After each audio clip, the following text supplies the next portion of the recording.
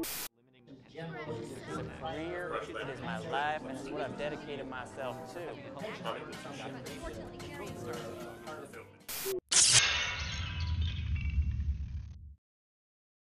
We, the people of the United States of America, in order to form a more perfect union, establish justice, ensured domestic tranquility, provide for a common defense, promote the general welfare, and secure the blessings of liberty to ourselves and to our posterity.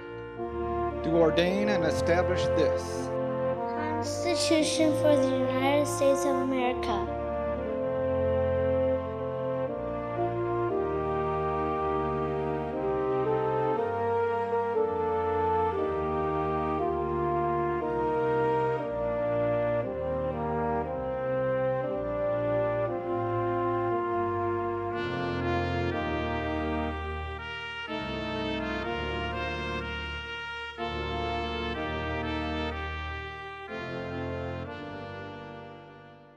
The idea of the Constitution celebration came to me one crazy night in the middle of the night when I had a committee to teach the Constitution to a group of adults. And this committee wanted to get into the local schools so that we could re-educate or educate the youth. And I knew from being a retired teacher that it would take 5 to 10 years before we would even have any chance of a class being in the schools. So this brainstorm came to me in the middle of the night. Well, why not make it a family event where we have children and adults learning together and having fun together and making it something that's not dull and boring? Well, the Constitution celebration really was a brainchild of Jody Ferries that came out of the Traverse Bay 912 group, of which I am one of the founders. And about four and a half years ago, we founded the Traverse Bay 912 group, and it was really a conservative think tank, a grassroots group to regain the founding of our country, and the Constitution celebration is just a natural extension of that. I started going to the 912 meetings, and from day one they were talking about this Constitution. It took me a while to figure out this was a program that we were putting on, and I was an easy volunteer, so I jumped right in and helped do it, and we had a real good turnout, we had a good time. I came about getting involved in the Constitution celebration because of my mom. And I started to wake up a little bit because I had this beautiful baby girl and I saw what was going on and it scared me. And then I started becoming more involved, reading, learning, listening. And then this amazing group of people came around me that were all wonderful teachers, very inspirational. I'm talking about the founding players.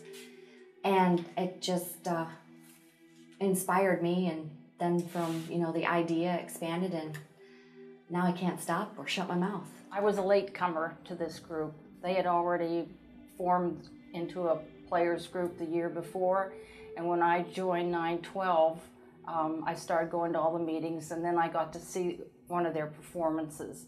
And they said they were looking for other people to join, so I said, I know I can do this. So I volunteered. That's how I got involved.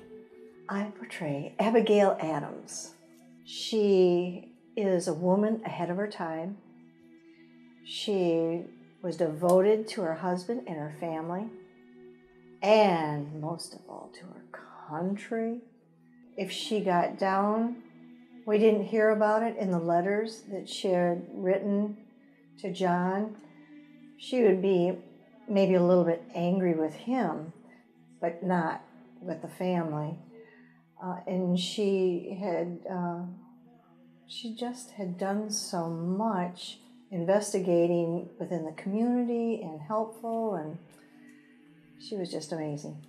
Actually, my first choice for a character was Thomas Jefferson. But at the time, we had a 6-foot George Washington in the group, and I got chided about not being tall enough for Jefferson.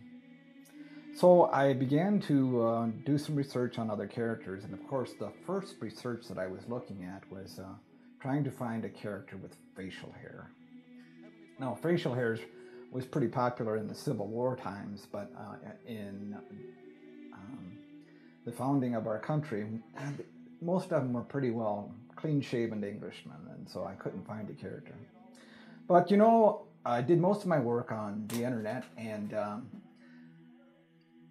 managed to run across a character by the name of Peter Muhlenberg, who was a general under George Washington, and started to do some research on Peter.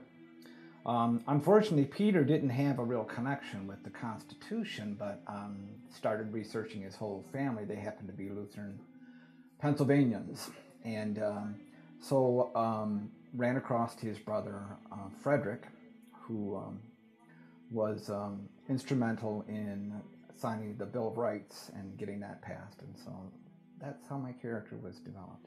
Mercy Otis Warren, when I found out about her, did so many things I never knew about it. So she should have been in the history books and was never there. So I thought this is my way of getting her from the past to the present for people to know.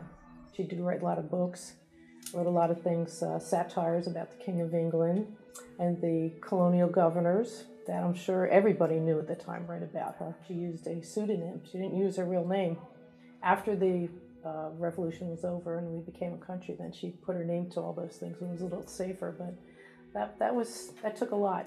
I'm sure most people think twice about doing what she did to do that, but she had to do it anonymously. And most women at the time couldn't write books with their own name, so they did it anonymously as well. So she had a couple of reasons for doing it that way. We lived near Philadelphia. They had a character running around who looked like Ben Franklin. And since he shares some of my characteristics, I figured I'd choose him.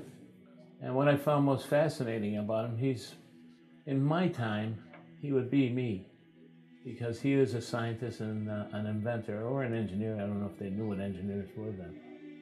I just wanted to show the kids that these are real characters and we're trying to bring them to life. They're not just characters, that they were human beings. And without them, we'd have no country. I am Martha Custis Washington. You know, it's funny because they had a George, but they didn't have a Martha, so I just decided I would try and be her. She wasn't taken yet. I had known a little bit about her beforehand because I've been to Mount Vernon, but I found out also, in addition to her strength, she had courage and faith, and she was a loving mother and grandmother, and I admire those things in a person. I portray the real Dolly Madison, who was married to James Madison, the fourth president. She was one of the few women, in fact maybe the only one, that the House of Representatives assigned a seat to. She couldn't vote, of course, but she wanted to be right in there and know what was going on and what they were voting on. And then she talked to her husband later that night.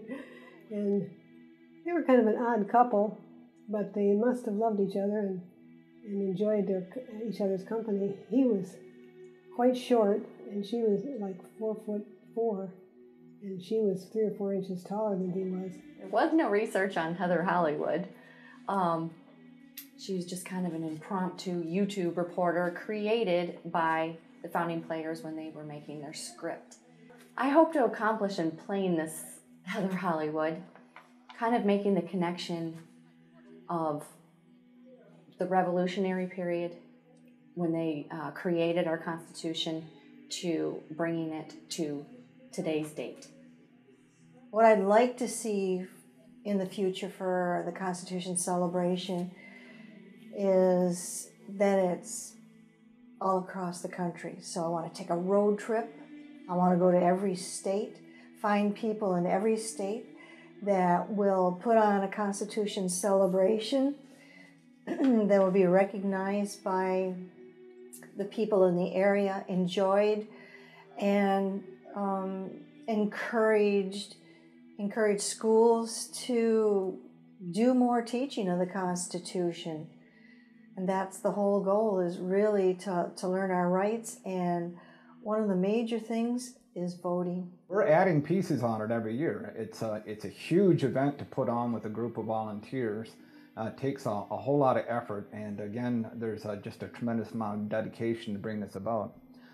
Certainly, I would like to see it be one of Traverse City's keynote festivals, actually. I mean, we have a whole number of them in Traverse City. We're just a party city, and I'd like this to be part of the party.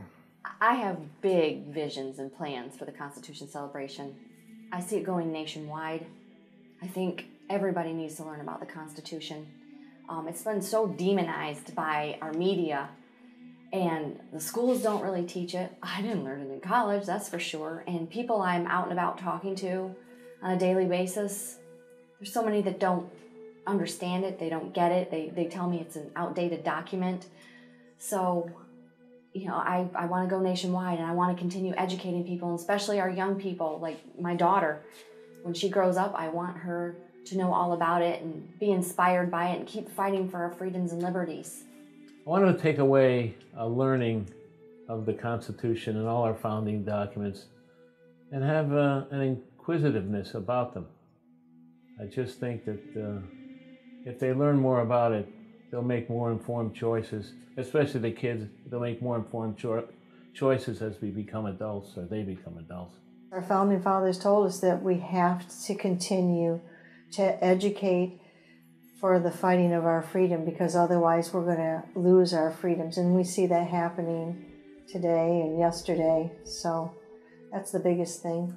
You know, we're so far removed from the Constitution. We hear about it, but we never study it. And so we're trying to create some fun ways to study the Constitution, to get back into the roots of our country. And I think it's important, if we're going to maintain what our founders originally had planned for us to be, we have to know where our roots are from. If we don't know about our past, we can't go forward. What would you like to see for the future of the founding players? More people. More schools. I think I'd like to see some of these people could act as well as I can. Well, I know they can do better than I can. we have a running contest I'm running. to see who's better, you know. I probably can outrun you anyway, so. Are you kidding me? Anybody can outrun me. I would like to see, in all seriousness, schools clamoring to get us to come in and perform in the future. Because like we've said so much before, I mean, so little is being done about it. I know there's a mandate that schools have to do something around the Constitution, but I don't know how many of them really do much. And it is really taking things to a new level, so that's what I would like to say. Well, it is frustrating when we send out emails to these folks and nobody responds. Yeah. But that's not the kids' fault. That's the Well, really, administration. we have had several responses. The one year we were going crazy because we had so many performances. So That was a fun kind of crazy, though. that was fun. Oh, especially those 4 performances in the morning. Yeah. After that, I was ready to go to I was ready to go back to sleep. That's when my after heel that. broke on my shoe. Well, my hopes is that this could travel all across the country. There'd be groups like us wanting to get into the schools and give that spark to learn more about our founding fathers and mothers and what they sacrificed.